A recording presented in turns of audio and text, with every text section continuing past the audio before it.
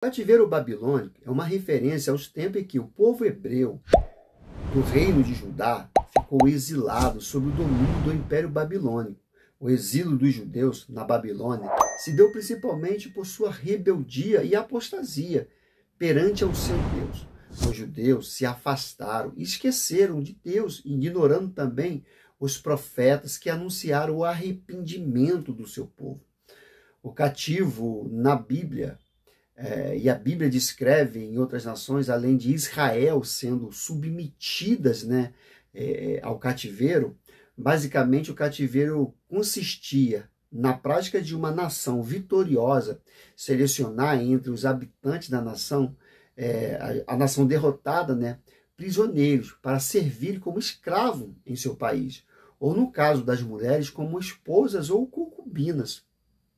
Geralmente, quando uma nação era derrotada, seu território era arrasado e a maioria dos seus cidadãos praticamente mortos. Aqueles que sobraram conviviam com a dor da separação de sua terra natal e com o desespero de não contarem mais, né, com a proteção do seu Deus, do Deus local. Na verdade, quando uma nação era capturada por outra, as pessoas acreditavam que isso significava que a divindade daquela nação também havia sido derrotada.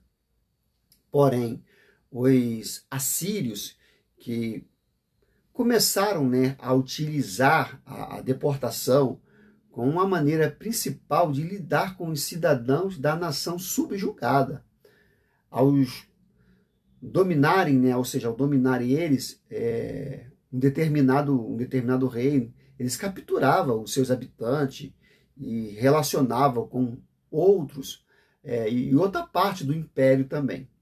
Tal como os assírios, os babilônicos também usaram a mesma técnica que eles usaram antes.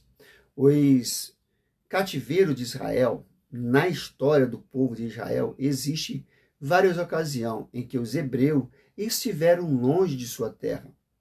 Se considerarmos, né, um período que ficaram no Egito como um tipo de cativeiro, né, já que não tinham permissão para partir, então eles ficaram como prisioneiros. Então, desde antes, se estabelece, né, na Palestina, os israelitas já experimentaram essa realidade de viver em outra terra como prisioneiro. Assim, podemos entender que a Bíblia menciona 3 grandes cativeiros que o povo de Israel precisou enfrentar.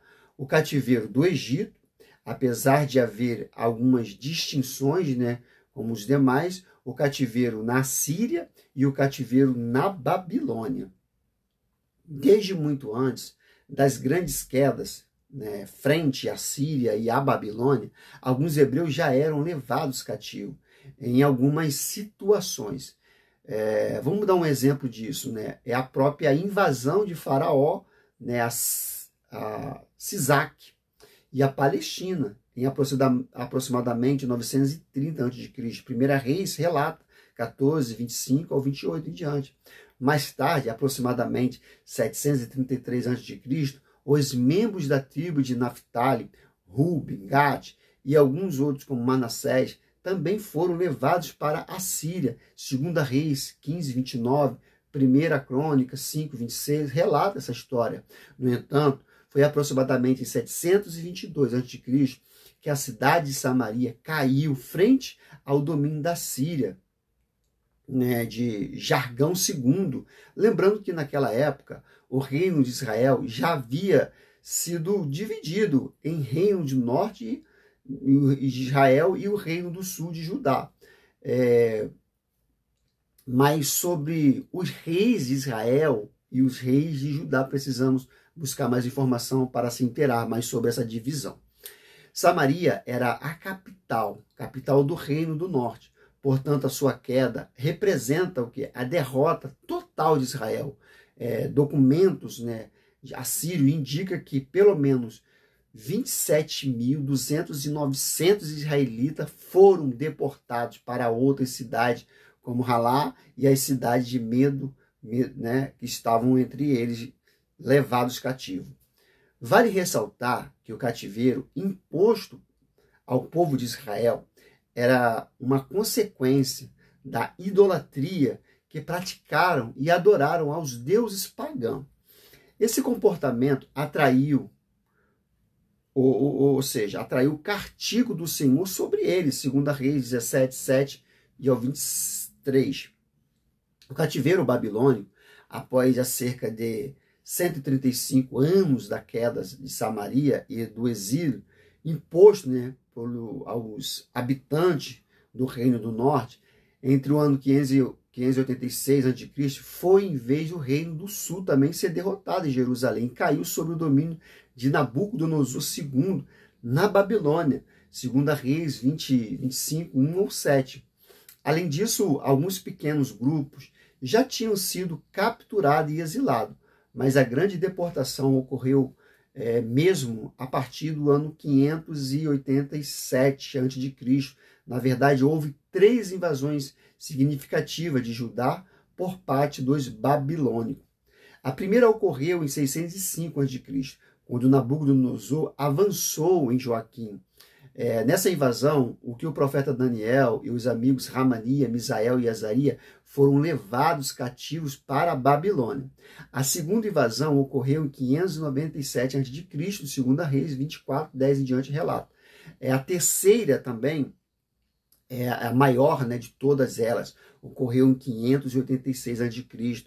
É interessante saber que todos os últimos 5 reis de Judá, teve 3 que foram levados em cativos, né, para o seu cativeiro na Babilônia, sendo o rei Joacás para o Egito e o rei Joaquim, o rei Zedequias, a Babilônia. Contemporâneo também, né, a isso precisamos destacar que o profeta Jeremias, né, e seu escriba Baruque foram também levados juntamente com um grupo de judeus para longe de Judá, na ocasião para a terra do Egito. É verdade que também Jeremias foi levado contra a sua própria vontade. O cativeiro babilônico não foi nada fácil para os judeus. Eles foram humilhados, maltratados e insultados. E as suas lembranças, né, a lembrança da queda de Jerusalém e da destruição do templo, isso esmagava-os. Salmo 137, ao mesmo tempo em que relata a tristeza dos judeus no cativeiro babilônico, também mostra o quão distante eles estavam da presença de Deus, a ponto de nos revelar que o grande lamento daquele povo era por sua adorada Jerusalém, e não por estarem arrependidos pela sua desobediência, né, ao mandamento do Senhor. No cativeiro, os judeus choraram com saudade de Jerusalém, choraram pelo templo destruído, mas não choraram por terem se esquecido da palavra de Deus. Eles oraram pedindo vingança, mas não oraram pedindo perdão. Seu Salmo 137 nos mostra que a maioria dos judeus se recusou a cantar a canção do Senhor em uma terra estranha. O livro de Daniel nos mostra que ainda havia aqueles que compreendiam a soberania de Deus, mesmo no exílio. Daniel entendia que seu Deus era o maior de todos da terra, e não apenas um tipo de divindade, ou tribal, né, que se resumia aos limites de Jerusalém. Em uma terra estranha, Daniel contemplou, né, as maravilhas do Senhor, e lhe foi revelado o propósito maravilhoso da vinda do Messias. Daniel 9 relata. A verdade de que o povo judeu havia se conformado até mesmo com desgostada, né, da vida longe da sua cidade, da sua pátria, pode ser vista de um fator de quando receberam permissão para retornar à Palestina. Apenas uma pequena porcentagem, né, se animou com a notícia que realmente poderia retornar para sua cidade. Acredita que se na época do Novo Testamento, no século I, mais de 3 milhões de judeus viviam fora da Palestina, espalhados pelo Egito, Ásia Menor, Síria, Babilônia, Itália, Sicília e outras regiões do Império Romano.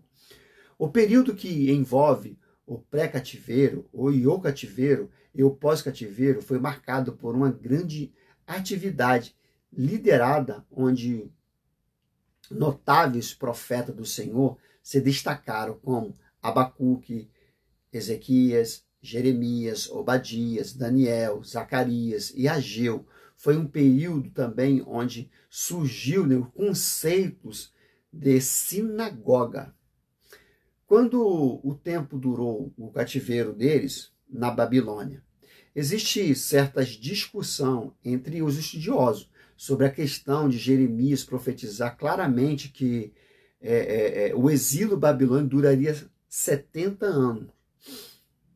Se a consistência, né, a data da queda de Jerusalém até a permissão do retorno dada por Ciro, então teremos aproximadamente 50 anos, né? Porém, se for considerar a data, né, da primeira invasão do rei Nabucodonosor contra Judá, no ano 605 a.C., a qual Daniel foi levado cativo, até os decretos de Ciro, então o período estimado é aproximadamente esses 70 anos aí de Daniel. Essa foi a interpretação escrita pelas crônicas do profeta Zacarias. Para quem, né, se argumenta, né, sobre as datas, não se encaixam, né? Tem gente que não acredita exatamente, mas é necessário entender que os números 70 possuem peso simbólico, um peso simbólico muito grande, ou seja, não se deve interpretá-la apenas como uma simples cronologia, mas lembrar-se da simbologia também. Esse período pode ser notado pelo profeta dos 70 semanas de Daniel, Daniel 9 relata, onde essa profecia se inicia de 70 anos e foi estendida, né, 7 vezes, dividida a falta de penitência, né, do povo lá no exílio.